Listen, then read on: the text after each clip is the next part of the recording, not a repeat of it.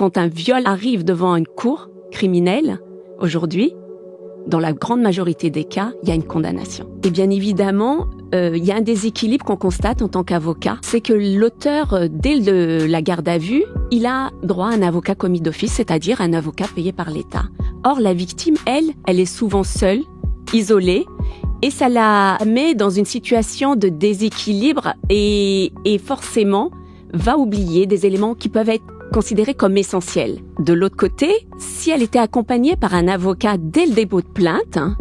avec le bénéfice de l'aide juridictionnelle quand elle est en précarité, ou un accompagnement par un avocat en général, on sent tout de suite une différence. On sent que les questions vont être posées de manière plus équilibrée, que la victime va être préparée par son avocat, que l'avocat va expliquer au policier s'il l'oublie qu'il y a la sidération, qu'il y a à ce moment-là une nécessité d'interrompre l'audition, qu'il faut laisser la victime respirer,